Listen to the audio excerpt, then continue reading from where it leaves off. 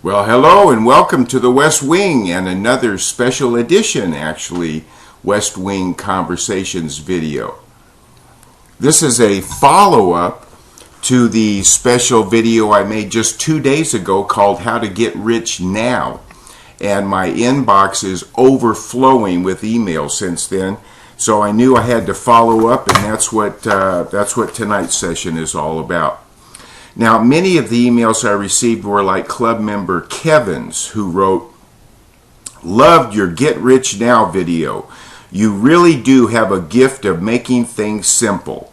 Brilliant!" Well, of course, I love Kevin, and not all of the emails said brilliant.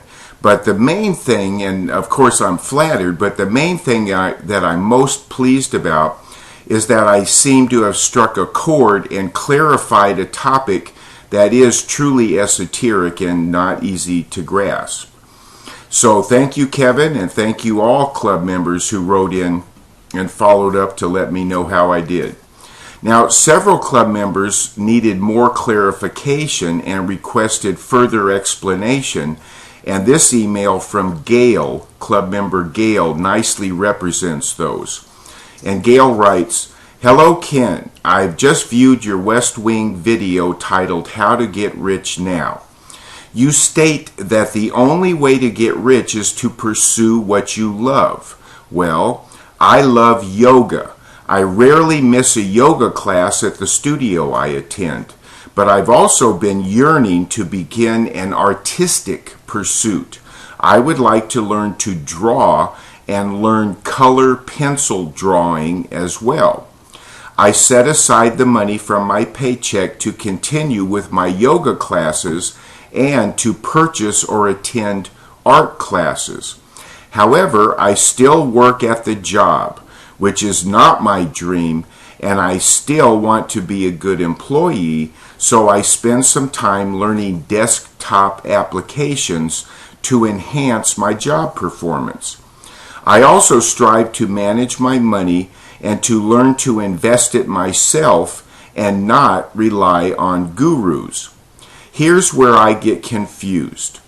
Is earning money at the job and learning to manage it yourself an orange cone? Or are you saying that continuing with what I love, the yoga and learning to draw, by doing this I will eventually earn enough money to not have to work at the job or to worry about investing it? Can you elaborate a little more? Thank you so much for the UTS Club. I'm renewing now." Signed, Gail. Well, thank you, Gail. And these are great, great questions. Now, first of all, you're doing everything right. Now, all you have to do is redirect your thinking. And redirecting your thinking is actually easy, it's fun, and it just takes a little practice. Now, first and foremost, keep yoga and drawing front and center in your mind, whatever you're doing. This makes whatever you're doing more fun, and it energizes you too. It produces a new motivation, a new energy. It puts a hop in your step. Now, example, as you know, I love all things Disney. And all things Disney colors and touches and influences whatever I'm doing. So, for example, I'm constantly asking myself, what would Walt do with this? How would Disney plus it? You know how Walt would tell his Imagineers to go above and beyond whatever they had done before and to plus it. What would a Disney title be for whatever I'm writing at the time? And how could this be an attraction at Disneyland? Does this look and sound like Disney would produce and present it to the public? So Walt Disney is involved in everything I do. In fact, I consider the UTS Club website my own personal Disneyland, and that's why it changes so often. I'm always trying to plus it. Now, I don't know yoga or drawing, but let's say you see some litter on the ground and you remember our dream ticket number 8. Now, For example, what yoga posture or exercise can you employ as you pick up that litter? Or what drawing could you create about this litter or you picking the litter up? Now, this may sound silly, but it's not. It's very, very powerful. Okay. Now, Ralph, these words I wrote down, it reminded me of Ralph Waldo Emerson's quote. Once you make a decision, the universe conspires to make it happen. It's your decision, your thought, your intention, and that sets the universe in motion, as you've learned in the UTS handbook. Now, Gail, I can tell that you have a terrific attitude about your job and being an employee. Be the best in your world, in the world, at what you do. Plus everything you do all the time, and be the best at it. Take pride in it, and I'm sure you do. Give your employer more value than you're paid for. And if possible, train your replacement. Now, the power in training your replacement is awesome. And that word is overused, but it truly is. Go to the Club 180 bookstore and get the little book titled Something You Should Know and read that book. Now, but do your job always with yoga and drawing in mind, and work these in physically too whenever and wherever possible. Well, for example, when you're at the copy machine, working at your computer, or even sitting in one of those boring meetings, do some yoga. I'm sure you can work that in and no one will even know what you're doing. Use your drawing skills anywhere you can and everywhere you can. If you have to put a note up on the employee's bulletin board, draw it and plus it and let it express itself through you.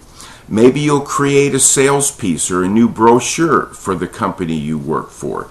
Just get what you love, yoga and drawing. Get it worked into your life and into your work. I remember the famous fitness guru Jack LaLanne was on the Larry King show.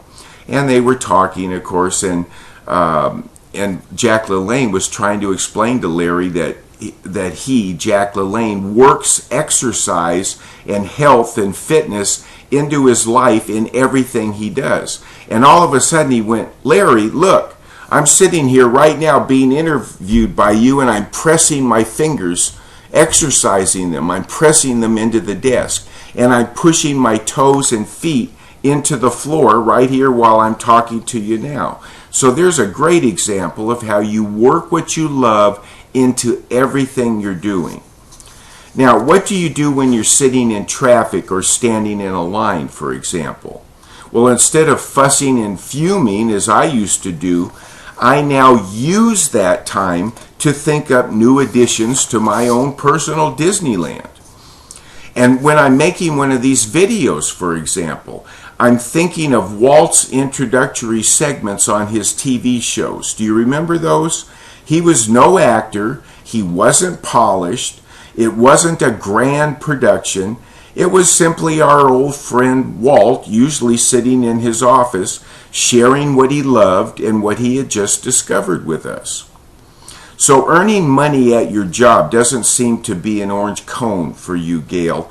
I don't sense any fear about it on your part. Now, cultivate an attitude of gratitude. Simply be grateful that you have that job and it supports you through your LifeStars incubation period. Realize that your paycheck is a stair step up to where you really want to be, which is fully employed and supported by yoga and drawing. That's your LifeStar. So again, be thankful for your job and be the best at it that you can be. Go above and beyond wherever possible. But when you said worry about investing your money, it sounds like there's some fear there, an orange cone. Now again, you're doing great and you are successfully managing your money. There's proof right there. But don't hit the orange cone that tells you that you're not a financial guru, but that you need to be a financial guru. Watch some videos of Warren Buffett on YouTube. Notice that he's always the first to tell everyone in his audience that any one of them can do what he does, that it's really very simple.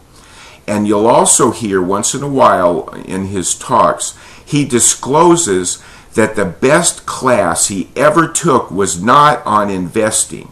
It was a public speaking course, and he still has the certificate on his office wall from the 1950s to prove it.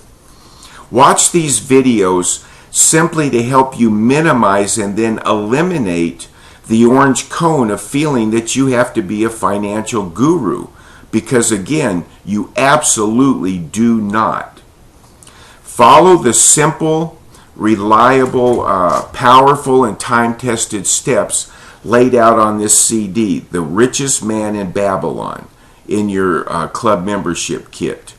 Listen a few times because there's a lot of information packed into this short, powerful story. Then take the sealed Dream Ticket 41, the special little packet that's sealed, after you've listened to the CD at least twice. And there are two powerful points and techniques in there. And one is to use your checkbook effortlessly to save more money. And the second is implementing the powerful and completely mechanical dollar cost averaging investment method. They're both in this little packet, Dream Ticket 41. And Gail, here are two final thoughts. One, always be thinking ahead to Dream Ticket 40. Plan it out in your head. Start a note file of possible titles.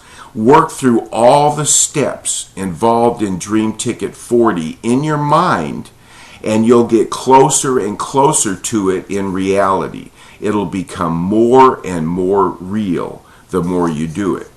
And two, perform Dream Ticket 38 as soon as possible. This week, if possible.